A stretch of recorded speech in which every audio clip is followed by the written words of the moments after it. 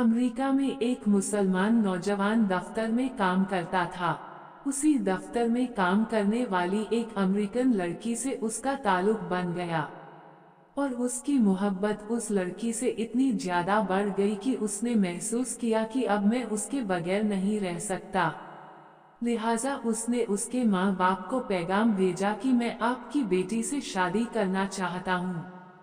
उसके माँ बाप ने लड़के से कहा, हम अपनी बेटी की शादी तुमसे करवा तो देंगे, मगर हमारी एक शर्त है कि हम ईसाई हैं और तुमको भी अपना दीन छोड़कर ईसाई बनना पड़ेगा। माँ बाप से ताल्लुक खत्म करना पड़ेगा। तुम अपने मुल्क वापस नहीं जाओगे। जिस समाज में तुम रहते हो उनसे तुम बिल्कुल भी नहीं मिलोगे। अगर तुम्हें ये सब शर्तें मंजूर है तो हम अपनी बेटी की शादी तुमसे कर देंगे। वो लड़का अपने जज्बात में इतना दबा हुआ था कि इस अल्लाह के बंदे ने सारी शर्तें कबूल कर ली। माँ बाप से रिश्ता खत्म, अजीजों से करीबी लोगों से रिश्ता खत्म, मुल्क से रिश्ता खत्म और जिस समाज में रहता था उनसे रिश्ता खत्म, हत्ता कि वो ईसाई बनकर ईसाइयों के माहौल में जिंदगी गुजारने लगा। और उसने इस लड़की से शादी कर ली। जब उसके मुस्लिम दोस्तों को उसके बारे में पता चला तो वो बड़े परेशान हुए। कभी कभी वो उसको तलाश करने की कोशिश करते, मगर वो लड़का अपने दोस्तों से मिलने से भी घबराता। कभी कहीं से किसी को देख भी लेता तो दूर से ही कतरा जाता। लोग आखिर थक गए। किसी ने कहा कि इसके दिल पर मुहर लग गई है, तो किसी ने कहा यह इस्लाम से फिर गया है, किसी ने कहा इसने जहन्नम खरीद ली, किसी ने कहा इसने बड़ा महंगा सौदा कर लिया है। हर एक की अपनी अपनी बातें थीं। 3-4 साल इसी हालत में गुजर गए। यहाँ तक कि दोस्त अहबाब सबकी याददाश्त से भी निकलने लगा, भूली बिसरी चीज बनता चला गया।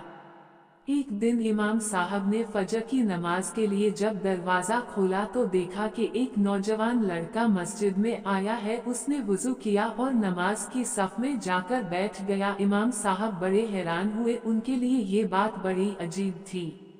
इमाम साहब ने नमाज पढ़ाई और उसके बाद उस लड़के को सलाम किया, फिर उसको लेकर अपने कमरे में चले गए और मोहब्बत से पूछा कि आज बड़ी मुद्दत के बाद आपकी जियारत नसीब हुई है। उस वक्त उस लड़के ने अपनी हालत बताई कि मैंने उस लड़की की मोहब्बत में अपना सब कुछ कुर्बान कर दिया, बहुत कुछ मैंने अपना जाया कर दिया, लेकिन जिस घर में मैं रहता था उस घर में अल्लाह का कुरान रखा होता था। मैं जब कभी आता जाता और उस पर मेरी नजर पड़ती तो मैं अपने दिल में सोचता कि ये मेरे मौला का कलाम है, ये मेरे अल्लाह का कुरान है और मेरे घर में मौजूद है। मैं अपने नफ्स को मलामत करता, अमाल तो मेरे बुरे थे, लेकिन दिल मुझे कहा करता नहीं, जिसका मैंने कलिमा पढ़ा मैं उससे मोहब्बत करता हूँ, उसकी निशानी मैंने अपने घर में रखी है।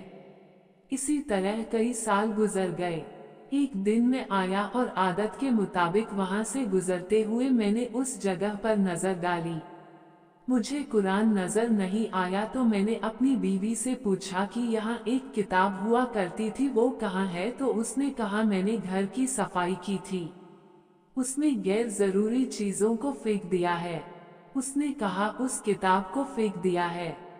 ये सुनकर मैं वहां से वापस गया और कूड़ा फेंकने की जगह से उस किताब को उठाकर ले आया। जब लड़की ने देखा कि ये बहुत ज्यादा इस किताब का एहसास कर रहा है तो वो भी सोचने लगी कि आखिर वजह क्या है। तो लड़की ने पूछा, आखिर तुम इस किताब की इतनी फिक्र क्यों कर रहे हो? लड़के ने कहा, बस मैं इस किताब को रखना चाहता हूँ। उस लड़की ने जब देखा कि ये किताब तो अरबी में है, कोई न कोई ताल्लुक इसका इस्लाम से है, तो उसने कहा देखो इस घर में या तो ये किताब रहेगी या फिर मैं रहूंगी, तुम्हें इसमें से किसी एक के बारे में फैसला करना होगा। वो कहने लगा कि जब लड़की ने ये कहा तो मेरे लिए ये जिंदगी का अजीब वक्त था। मैंने अपने दिल से पूछा कि तूने अपने ख्वाहिशात को पूरा करने के लिए वो सब कुछ कर लिया जो तुझे नहीं करना चाहिए था। आज तेरा रिश्ता परवरदिगार से हमेशा के लिए टूट जाएगा।